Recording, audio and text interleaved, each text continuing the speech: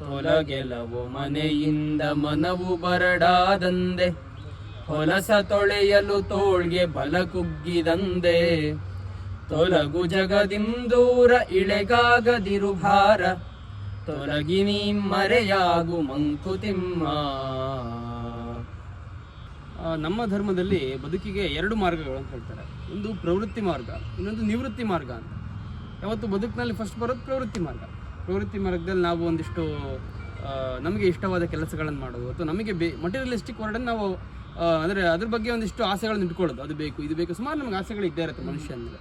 So ಎಲ್ಲ ಆಸೆಗಳನ್ನು ಒಂದು ಒಂದು ಬೆಂಬತ್ತಿ ಅದ್ರ ಹಿಂದೆ ಓಡೋದು ನಾವು. ಅದು ಈ ಒಂದು ಪ್ರವೃತ್ತಿ ಮಾರ್ಗ ಅಂತ.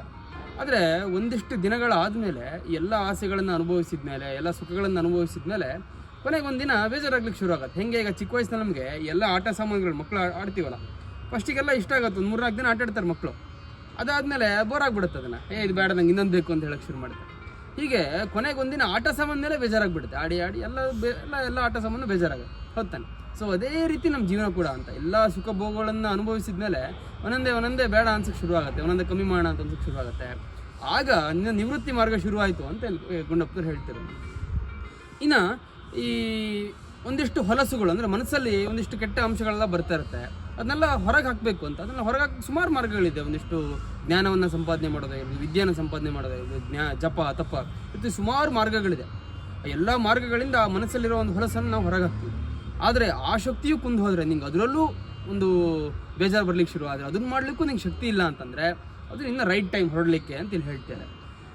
ಹೊರಡೋದು ಅಂತಂದರೆ ಹೇಗೆ ಅಂದರೆ, ಈ ತುಂಬ ಚೆನ್ನಾಗಿ ಹೇಳ್ತಾರೆ, ನಿನ್ನ ಮನಸ್ಸಲ್ಲಿ ಅಥವಾ ನಿಮ್ಮ ಮನಸ್ಸಲ್ಲಿ ಯಾವಾಗಲೂ ಪ್ರೀತಿ ತುಂಬಿಕೊಂಡಿರಬೇಕು, ಆ ಪ್ರೀತಿಯನ್ನು ಸಮಾಜಕ್ಕೆ ಹಂಚ್ತಾ ಇರಬೇಕು ಅಂತ ಹೇಳ್ತಾರೆ. ಸೊ ಹೀಗಿದ್ದಾಗ ಆ ಪ್ರೀತಿಯ ಹೊರತೆ ಯಾವಾಗ ಮನಸ್ಸಲ್ಲಿ ಕಮ್ಮಿ ಆಗುತ್ತೆ ಅವಾಗ ಮುಗೀತು ಅಂತ. ಅವಾಗ ನೀನು ಹೊರಡು, ಅವಾಗ ನೀನು ತೊಲಗು. ಇದೊಂದು ಸ್ವಲ್ಪ ಹೊರಟು ಭಾಷೆಯಲ್ಲಿ ಹೇಳ್ತಾರೆ, ತೊಲಗು ಅಂತ ಇಲ್ಲಿ ಹೇಳ್ತಾರೆ.